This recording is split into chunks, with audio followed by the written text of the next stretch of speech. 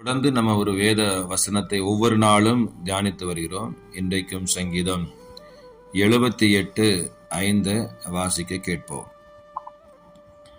அவர் யாக்கோபிலே சாட்சியை ஏற்படுத்தி இஸ்ரவேலிலே வேதத்தை ஸ்தாபித்து அவைகளை தங்கள் பிள்ளைகளுக்கு அறிவிக்கும்படி நம்முடைய பிதாக்களுக்கு கட்டளையிட்டார். வேதத்தை பிள்ளைகளுக்கு அறிவிக்கும்படி நம்முடைய பிதாக்களுக்கு ஆண்டவர் கட்டளையிட்டார் என்கிற வேத வசனம்.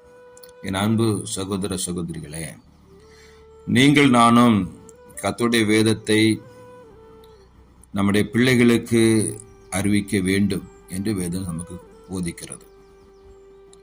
அப்படிப்பட்ட ஒரு வாஞ்சையுள்ள பெற்றோர்களாக நீங்கள் நான் இருக்க வேண்டும். வேதத்தை நாம் எவ்வளவு அறிந்திருக்கிறோமோ அதே போல் நம்முடைய பிள்ளைகள் அறிந்திருக்க வேண்டும்.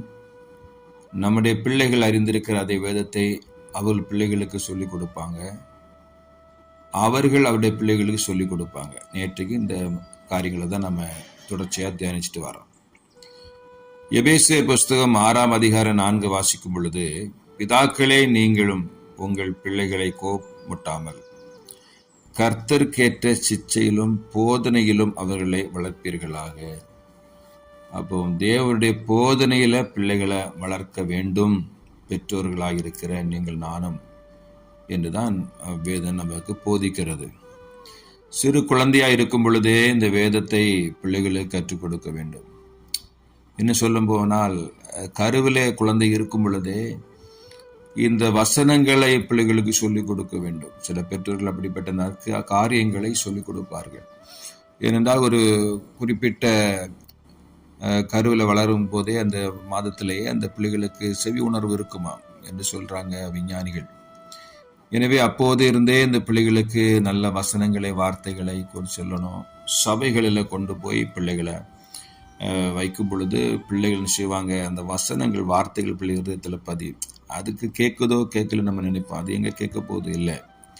இந்த வசனம் அந்த பிள்ளைகளுக்குள்ளால செயல்பட ஆரம்பித்து விடும். குழந்தையா இருக்கும் பொழுது அது முதிர் வயதாக இருக்கும் பொழுது அந்த பிள்ளைகள் எந்த தாறுமாறான வழியில போனாலும் ஆண்டவர் சந்திச்சிருவார். ஒரு நாள் கண்டிப்பாக அந்த பிள்ளை பிடித்து கொண்டு. ஏனென்றால் சிறு கருவாய் இருக்கும் பொழுதும் ஆலயத்தில் அந்த பிள்ளைகள் வளருது. எனவே அந்த பிள்ளை என்ன செய்யண்டால் அது நிச்சயமாக ஒரு நாள் ஆண்டவர் என்ன செய்வாரு, அந்த பிள்ளைகளை அந்த வசனத்தினால கொண்டு திருப்பி விடுவார் என்பதை அறிந்து கொண்டு நாம் என்ன செய்ய வேண்டும், இந்த வார்த்தைகளை சொல்ல வேண்டும். எனவேதான் வாசித்த வேத பகுதி சொல்கிறது, அவர் யாக்கோபிலே சாட்சியை ஏற்படுத்தி இஸ்ரவேலிலே வேதத்தை ஸ்தாபித்து அவைகளை தங்கள் பிள்ளைகளுக்கு அறிவிக்கும்படி நம்முடைய பிதாக்களுக்கு கட்டளையிட்டார் என்று சொல். பார்த்தீங்களா, ஆண்டவர் எவ்வளவு நல்ல ஆண்டவர்.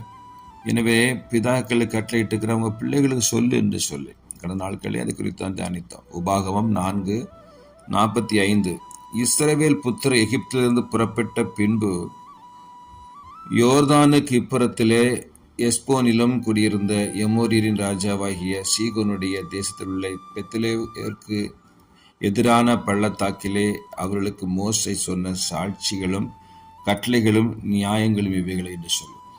அந்த இடத்துல அந்த கட்டளைகளின் நியாயங்களையும் அவர் அந்த மோசே மூலமாக ஜனங்களுக்கு கர்த்தர் சொல்லிக் கொடுத்தார். அவைகளை ஜனங்களுக்கு சொல்ல வேண்டும் என்பதற்காக, சொல்லிக் கொடுக்க வேண்டும் என்பதற்காக. சங்கீத புஸ்தகம் 147:19 யாக்கோபுக்கு தம்முடைய வசனங்களையும் இஸ்ரவேலுக்கு தம்முடைய பிரமாணங்களையும் தமது நியாயங்களையும் அறிவிக்கிறார் என்று சொல்லி. எனவே வசனங்களையும் நியாயங்களையும் கற்பனை காரியங்களையும் அறிவிக்க வேண்டும், அறிவிக்கிறார் என்கிற நல்ல வார்த்தை. எனவே அன்பு சகோதர சகோதரிகளே, நாம் கற்றுக்கொண்ட இந்த வேத வசனங்களை நம்முடைய தலைமுறைகளுக்கு சொல்லிக் கொடுக்க வேண்டும் என்றுதான் பிதாக்களுக்கு கர்த்தர் கட்டளையிட்டிருந்தார். இன்றைக்கும் உங்களுக்கு எனக்கும் இந்த கட்டளை தான் விடுகிறார். நாம் சொல்லிக் கொடுக்க வேண்டியது அவசியம். அவர்களை இந்த சத்தியத்தை நடத்த வேண்டியது அவசியம். எப்பொழுதும் சிறு குழந்தையாக இருக்கும் பொழுதே ஆலய பிரகாரங்களில் குழந்தைகளை கொண்டு வருகிறது அவசியம். ஆனால் பெற்றோர்கள் சொல்லுவாங்க, இந்த பிள்ளைகள் ஒழுங்காக இருக்கிறது இல்லை பாஸ்டர், அவைகள் அங்கே ஓடிட்டு இருக்கோம், டிஸ்டர்ப் பண்ணிட்டு இருக்கோம், என்னை ஜெபிக்க விடாது. உங்களை ஜெபிக்க விடாது தான். ஆனாலும் இந்த பிள்ளைகளுக்கு வேத வசனங்கள் என்ன செய்ய வேண்டும், போக வேண்டும். அந்த பிள்ளைகள் அப்படியே விளையாடிட்டு இருந்தாலும் இந்த வசனம் என்ன செய்யணும்னா அந்த பிள்ளையுடைய இருதயத்தில் நிச்சயமாய் சிந்தைக்குள்ளால அது போய்விடும். அது நமக்கு தெரியாது, பிள்ளைகளும் தெரியாது. காலங்கள் வரும் பொழுது அது என்ன செய்யும், வெளிப்படும் என்பதை நீங்கள் மறந்துவிடக்கூடாது. ஏசாயா 8வது அதிகாரம் 20 வாசிக்கும் பொழுது வேதத்தையும் சாட்சி ஆகமத்தையும் கவனிக்க வேண்டும். இந்த வார்த்தையின்படியே சொல்லாவிட்டால் அவர்களுக்கு விடிய காலத்து வெளிச்சம் இல்லை என்று சொல்லி, புரியுதா உங்களுக்கு? வேதத்தை சாட்சி ஆகமத்தையும் கவனிக்க வேண்டும் என்று சொல்லுது. இந்த வார்த்தையின்படியே சொல்லாவிட்டால் அவர்களுக்கு விடிய காலத்து வெளிச்சம் இல்லையா. அப்படின்னா அவங்களுக்கு விடிவு காலமே இல்லை. இந்த வசனம் இல்லைன்னா நமக்கு விடிவு காலமே இல்லை. வசனம் இல்லைன்னா நமக்கு ஆறுதலும் இல்லை. இந்த வசனம் இல்லைன்னா நமக்கு வாழ்வே இல்லை என்பதை தான் இங்கே ஏசாயா தீர்க்கதரிசி அழகாக எழுதி வைத்திருக்கிறார். திரும்ப சொல்றேன், கவனிங்க. வேதத்தையும் சாட்சி ஆகமத்தையும் கவனிக்க வேண்டும். வேதத்தையும் சாட்சி ஆகமத்தையும் கவனிக்க வேண்டும். இந்த வார்த்தையின்படியே சொல்லாவிட்டால், இந்த வார்த்தையின்படி பிரசங்கிக்கப்பட்டால் சொல்லாவிட்டால் அவர்களுக்கு விடிய காலத்து வெளிச்சம் இல்லை. யாருக்கு? நம்முடைய தலைமுறைக்கு இல்லை. விடிய காலத்து வெளிச்சம் இல்லை. அப்படி என்றால் அவருடைய எதிர்காலங்கள் ஆசீர்வாதமாக இல்லை, ஆசீர்வாதமாக இருக்காது என்பதை தான் நீங்கள் நானும் அறிந்து கொள்ள வேண்டிய நல்ல ஒரு வார்த்தை. ஆதியாகமம் 18ஆம் அதிகாரம் 19 வசனம். கர்த்தர் ஆபிரகாமுக்கு சொன்னதை நிறைவேற்றும்படியாய் அவன் தன் பிள்ளைகளுக்கும் தனக்கு பின்வரும் தன் வீட்டாருக்கும் நீங்கள் நீதியையும் நியாயத்தையும் செய்து கர்த்தருடைய வழியை காத்து நடவுங்கள் என்று கட்டளையிடுவான் என்பதை அறிந்திருக்கிறேன் என்றார். பார்த்தீங்களா? ஆண்டவர் சொல்றாரு, யாருக்கு? அவன் தன்னுடைய பிள்ளைகளுக்கும் தனக்கு பின்வரும் தன் வீட்டாருக்கும் கர்த்தருடைய நீதியின் நியாயங்களை வழிகளை காத்து நடப்பதற்கு கட்டளையிடுவான் என்று அறிந்திருக்கிறேன் சொல்லப்பட்டிருக்கிறது. ஆபிரகாம் தன் பிள்ளைகளுக்கு சொன்னான். ஈசாக்கு, யாக்கோபு பிள்ளைகள் எல்லாம் தேவ பிரமாணங்களின்படியாகவே வாழ்ந்தார்கள் என்று சொல்லி பார்க்கிறோம். அவர்கள் கட்டளிட்ட கட்டளையின்படியாக வாழ்ந்தார், பிரமாணம்படி. எனவே இது கற்றுக் கொடுத்தது யாரு? கர்த்தர் ஆபிரகாமுக்கு சொல்லிக் கொடுத்தார்.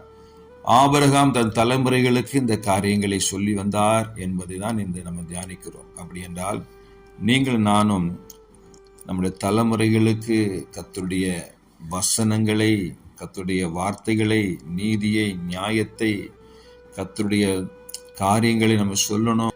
நீங்க மறந்துவிடக்கூடாது. உபாகமம் 11ஆம் அதிகாரம் 19 வசனம் சொல்லுது. உபாகமம் 11:19, நீங்கள் என் வார்த்தைகளை உங்கள் இருதயத்திலும் உங்கள் ஆத்மாவிலும் பதித்து. நல்லா புரிஞ்சுட்டீங்களா? முடித்துருவோம் பாருங்க. நீங்கள் என் வார்த்தைகளை உங்கள் இருதயத்திலும் உங்கள் ஆத்மாவிலும் பதித்து அவைகளை உங்கள் கையின் மேல் அடையாளமாக கட்டி உங்கள் கண்களின் நடுவே ஞாபகக்குறியாக வைத்து என்று சொல்லப்பட்டிருக்கிறது. பார்த்தீங்களா? இருதயத்தில் பதிக்கணும், ஆத்மாவில். பாருங்க, வார்த்தைகளை இருதயத்திலும் ஆத்மாவிலும் பதிக்கணும். இருதயத்திலும் ஆத்மாவிலும் இந்த வசனம் பதிந்திருக்க வேண்டும். இந்த வசனம் ஒரு மனுஷனை விடுதலை ஆக்கும்.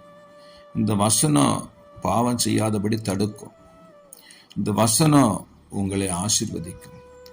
இந்த வசனம் உங்களை ஆறுதல் தரும் என்று சொல்லிக்கொண்டே போகலாம். கர்த்தர் வசனத்தை அனுப்பி குணமாக்குகிறார். வியாதியிலிருந்து குணமாக்குகிறார்.